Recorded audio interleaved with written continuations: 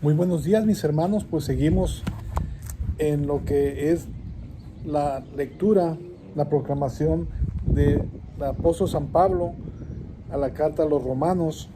Recordemos que ya vimos el capítulo 1, en el cual el apóstol San Pablo dice que es llamado por Dios a una misión. Pero también recordemos que esta carta San Pablo la dirige cuando está vamos a decirlo, en prisión, pero lo dejan en una casa y dura 2 años en Roma, y lo visitaban, las personas lo visitaban para escuchar lo que Dios a través del apóstol San Pablo traía para la comunidad de Roma. Entonces yo me imagino que esta carta de los romanos es hecha dentro de esos 2 años que estuvo San Pablo, más aparte lo que estuvo más en Roma, pero ahí marca solamente 2 años. Entonces vamos a ver hoy el capítulo 2 de la carta a los romanos, y nos dice: los judíos, o vamos a comenzar en nombre del Padre, del Hijo, del Espíritu Santo. Amén. Ven, Espíritu Santo, llena los corazones de tus fieles y enciende en ellos el fuego de tu amor. Envía, Señor, tu Espíritu, y todo será de nuevo creado, y se renovará la faz de la tierra. Gloria al Padre, al Hijo y al Espíritu Santo, como era en un principio, ahora y siempre, por los siglos de los siglos. Amén. En nombre del Padre, del Hijo, del Espíritu Santo. Amén. Los judíos también deben temer el juicio de Dios. Recordemos que San Pablo, cuando estuvo en Roma, se reunió con los judíos. Entonces, recordemos que toda esta predicación, todas estas cartas van dirigidas a la comunidad judía dentro de Roma. Y vamos a ver qué es lo que nos va marcando, qué es lo que nos va diciendo San Pablo a través de estas cartas. Por lo tanto, amigos míos, si eres capaz de juzgar, ya no tienes disculpa. Te condena a ti mismo cuando juzgas a los demás, pues tú haces lo que estás condenando. Nos parece bien que Dios condene a los que hacen tales cosas, pero tú, que haces lo mismo, piensas que escaparás del juicio de Dios, porque tanto tú como Él, como que condena a los demás. Esto sería aprovecharse de Dios, de su inmensa bondad, paciencia y comprensión, y no ver que esa bondad te quiere llevar a la conversión. Si tu corazón se endurece y te niegas a cambiar, te estás preparando para ti mismo un gran castigo para el día del juicio, cuando Dios se presente como justo juez. Él pagará a cada uno de acuerdo con sus obras. Dará vida eterna a quienes haya conseguido el camino de la gloria, del honor y de la inmortalidad, siendo constantes en hacer el bien. Y en cambio, habrá sentencia de reprobación para quienes no han seguido la verdad, sino más bien la injusticia. Habrá sufrimiento y angustias para todos los seres humanos que hayan hecho el mal. En primer lugar, para el judío y también para el griego. La gloria, en cambio, el honor y la paz será para todos los que han hecho el bien, en primer lugar para el judío y también para el griego, porque Dios no hace distinción de personas. Vamos viendo en este punto muy interesante cómo es que Pablo les habla a la comunidad judía y le dice que si tú eres capaz de juzgar, entonces también te ata una condena también, porque tú juzgas. Y en aquel tiempo los judíos juzgaban, pero hacían lo mismo que hacían los romanos. Entonces, ¿cómo es que esa forma de juzgar era irte amarrando un cuello, un lazo entre el cuello para irte destrozando tu vida? Y es lo que pasa en la vida de esos judíos dentro de Roma, que ven las cosas y las juzgan, pero también ellos dice que cómo es posible que estés juzgando y quieras que el castigo de Dios caiga sobre el otro, siendo que tú lo estás haciendo igual. Entonces, ahora también dice cómo Dios, como justo juez, irá a juzgar para la vida eterna los que hacen el bien y el sufrimiento para aquellas personas que hacen el mal. Y todavía pone aquí entre líneas, primeramente los judíos, porque para ellos fue que llegó primeramente el Evangelio, después a los griegos, también tanto para la maldad van a ser ellos juzgados primero, porque ellos conocen lo que es la ley y los profetas, y más aparte a ellos recibieron de parte de Jesús toda esta evangelización primero que a cada uno de los otros países, vamos a decirlo así. Y entonces así mismo va a ser juzgado si hacen el mal primero los judíos y después los griegos, y si hacen el bien también van a ser premiados primero los judíos y después los griegos. Así que, y dice que Dios no hace distinción de personas entre todos, entre todo el mundo ya. Pero vamos a ver también este otro punto interesante, que es cada uno es juzgado por su conciencia. Quienes pecaron sin conocer la ley serán eliminados sin que se hable de la ley. ¿De cuál ley se está hablando aquí? De la ley y los profetas del Antiguo Testamento. Ahora lo podemos decir como Antiguo Testamento. Entonces dice, y los que pecaron conociendo la ley serán juzgados por la ley. O sea, ¿cuál es la ley que conocieron? La ley de Moisés, de los profetas, de los reyes, de los jueces. De esa ley es la que está hablando aquí San Pablo. Porque no son justos ante Dios los que escuchan la ley, sino los que la cumplen. Ven, la justicia de Dios es, yo conozco la ley, pero no la cumplo.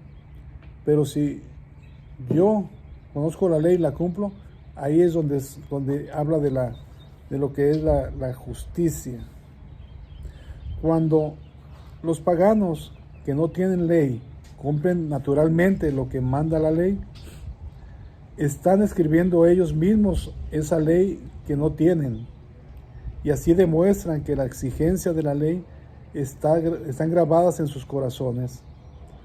Quiere decir que nosotros que no somos judíos, que somos paganos, si nosotros reconocemos y hacemos acciones de lo que es Dios y nos apegamos a lo que la ley manda, entonces quiere decir que eso nosotros lo hacemos naturalmente y está sellado en nuestros corazones. Serán juzgados por su propia conciencia y los acusará o los aprobará su propia razón. Habla de la conciencia y habla de la razón. La conciencia es lo más íntimo que tenemos, donde nos encontramos Dios y nosotros.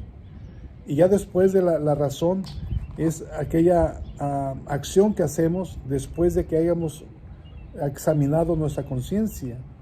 Entonces es muy interesante ir conociendo esas dos palabras que nos marca San Pablo, o que les marcó San Pablo a los judíos, para que ellos mismos se evalúen con esa conciencia. El día en que Dios juzgue lo más íntimo de las personas por medio de Jesucristo, lo más íntimo, ¿cuál es lo más íntimo? Todos tus sentidos que te deben de llevar a hacer el bien. Eso es lo más íntimo. Nosotros le llamamos corazón, pero vamos a hablar de todo el ser que se debe de ser transparente ante la presencia de Dios y hacer las cosas que a Dios le pertenecen. Entonces